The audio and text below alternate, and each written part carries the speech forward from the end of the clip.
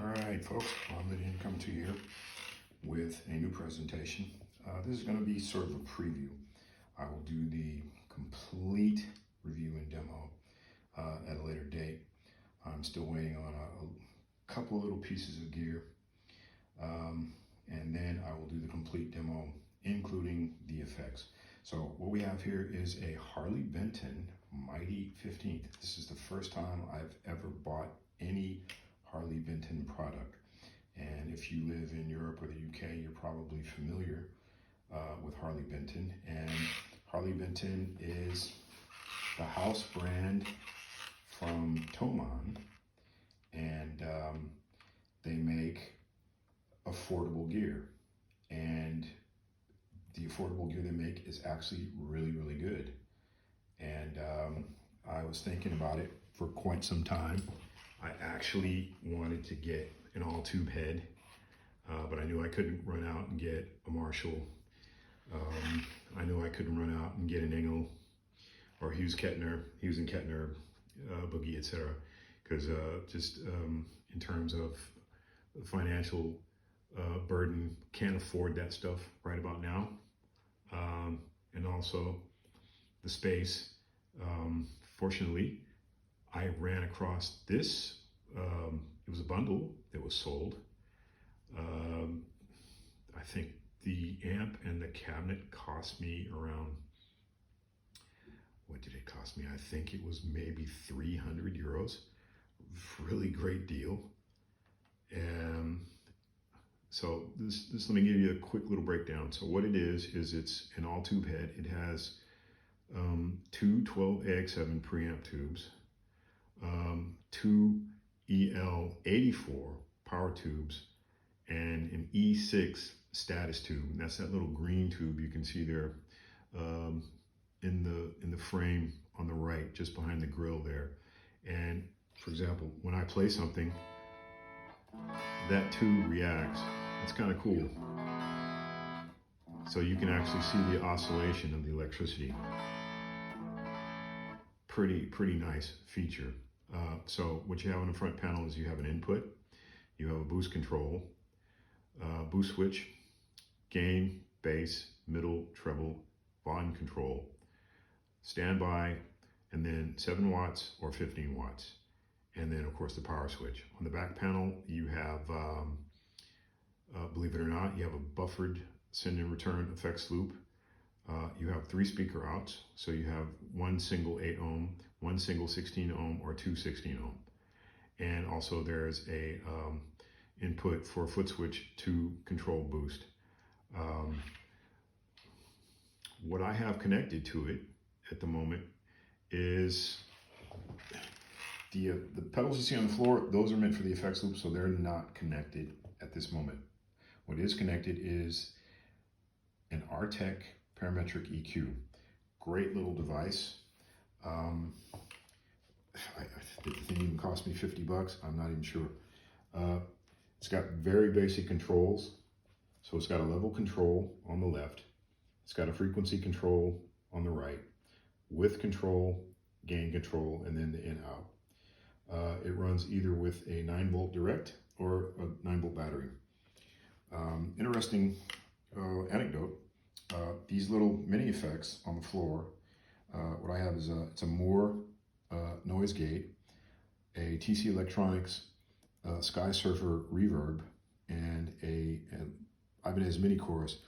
None of those effects pedals can accommodate a 9-volt battery, which is kind of interesting. I don't know why they're doing that these days, but I guess everybody has a pedal board, and most pedal boards, they have built-in power. Yeah, excuse that squeaking, that's my strap. I bought a leather strap the other day, and this is the kind of sound it makes. So anyway, here's some tones real quick. So this is without the parametric.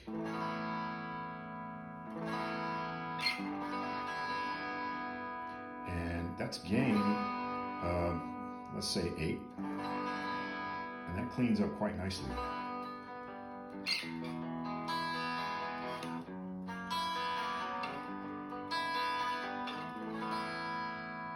And if I go around, so let me back the gain off a bit.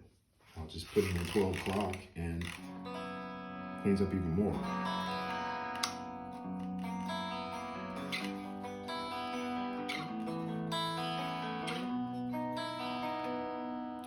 this is single coil.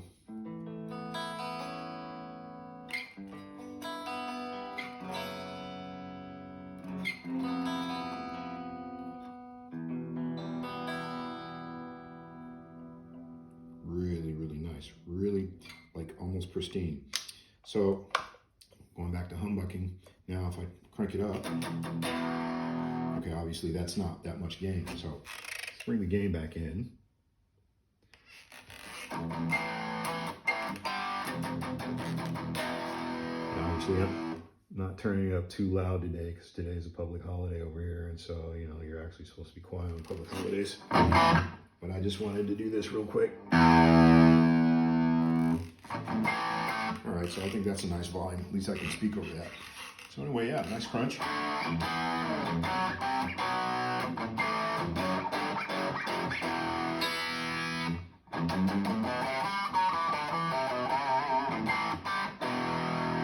That nice tube warmth. That's something I've missed really for a long, long time. The last time I played through an all-tube head or an all-tube amplifier was probably right before I moved to Europe. So that had to be 2002. So yeah, that's quite, so that's a while back, right?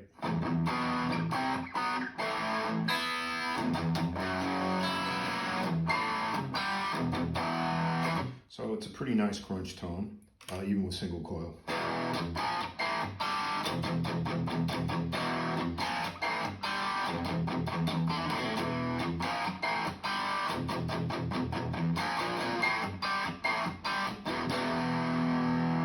All right, now, obviously, I like a little more push and a little more gain, so I'm gonna click on the Artec parametric, and then you'll hear the difference.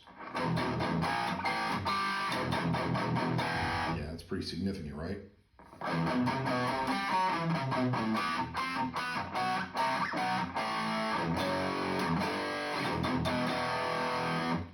So that pushes it a bit, gives it a little more gain, a little more crunch, more sustain.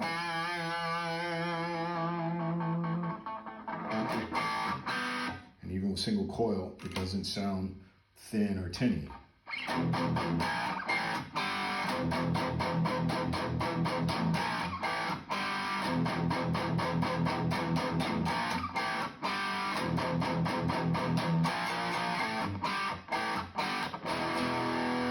So that's single coil right there. This is humbucking.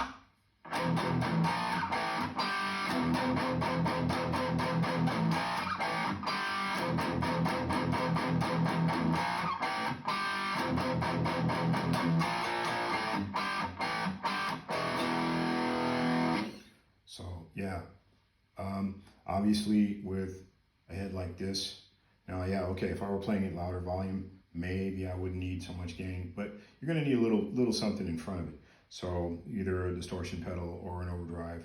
I chose a parametric EQ because I like parametric EQs because they afford me the ability to sort of to get those high mid peaks without having to use a wah-wah pedal. Because obviously with a wah-wah pedal, yeah, I gotta go kick it in the exact sweet spot, but if it gets bumped or nudged, then it's gonna change and then I gotta go reset it again. The Q pedals that are on the market nowadays are horrendously overpriced. I'm not even gonna name the brands. It's just ridiculous how much money they want for that nowadays. But I can get the same result with this parametric EQ, and I paid, what? Did I even pay 50 bucks? I don't even remember. I'd have to look at my invoice.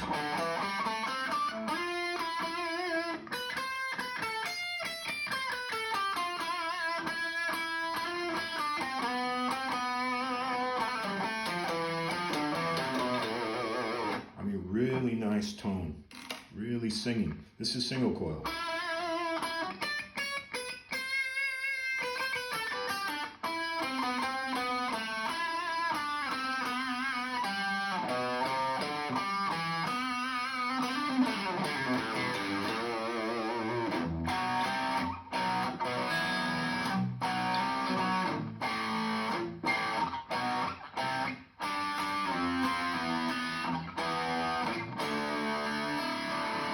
Really nice. Nice, rich, it should be, coming from tubes. Now, a little backstory, just a short backstory. I was never a big fan of EL34s, which was the standard for many a Marshall head back then. Some that I bought. I always preferred 6550s because 6550s, they produce more compression, which I like. At least to my ear, it's a tighter low end. Now, I'm not necessarily going to go through the hassle of having the power tubes in this amp switched over, but it's not entirely out of the question. I may do that. Also, 12AX7s. I mean, you can hear the breakup as I hold the note, as it trails off. You can kind of hear that.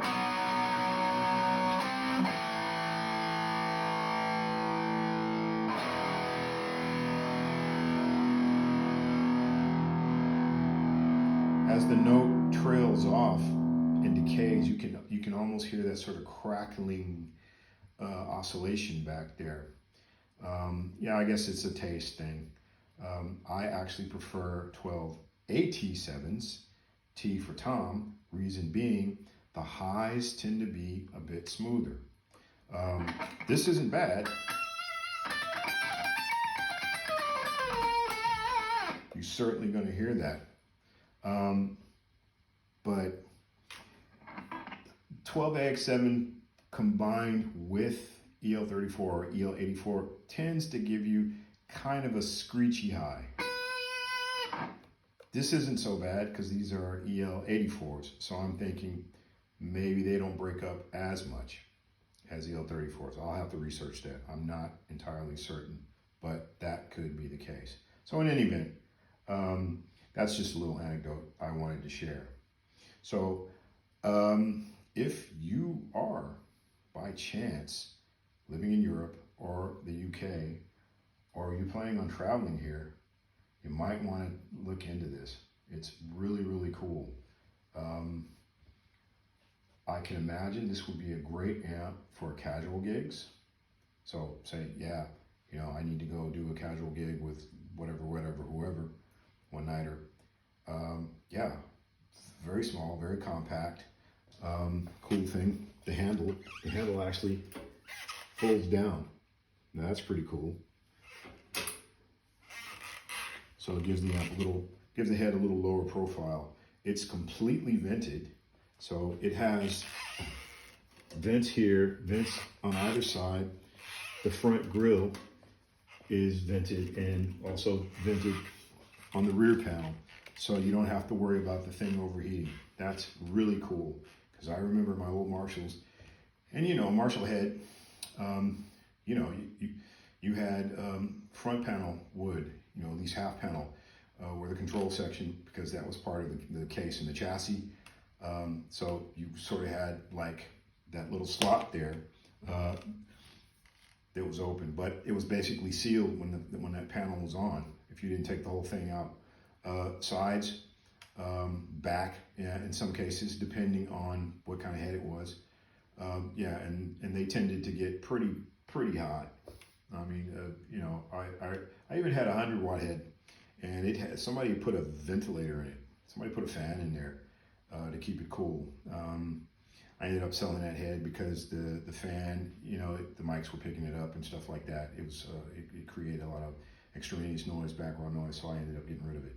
It did keep the tubes cooler, but yeah, it's probably not something that I would recommend, unless the amp comes with that already built in. That head was modified. Somebody already gotten it before me, and then I had the gain mod redone, and it had this ventilator in it. So yeah. So anyway, so yeah, that's it in a nutshell. Pretty straightforward. Yeah, I highly recommend this. If you're living in the States, yeah, I'm pretty certain Thomann, at least Thomann UK, I know they ship to the US. Now, of course, nowadays, the shipping prices are just outrageous. So you might be better served if you're traveling, if you happen to be traveling, and just, order one of these things while you're over here. Or if you're going to be in said area, order it. And then maybe by the time you arrive to your destination, you can pick it up. So anyway, yeah, but this is it was a great bargain. It's a great sounding head. I'd love to turn it up, but unfortunately being inside an apartment, that's just not really doable. I'm waiting on hearing back from a buddy of mine who also lives out here, and he's got a house, and he also has a shed, and so I'm hoping maybe I can get over there with it and crank it up in the shed and do a proper demo so you can actually see how loud it is. Yeah. So anyway, that's that for now. I will do another full-fledged, full-on, detailed demo with all the effects, how it sounds through the effects loop, etc., and so forth, very shortly. So in the coming week or a couple weeks or so. But just wanted to get this out to you. So I hope you enjoy it. If you're digging it, please give a like. Also subscribe at Ron Lydian on YouTube. And if you're over on Instagram, that's Ron Lydian too. And it'd be great if you could follow me. All right, thanks. Appreciate it. Have fun.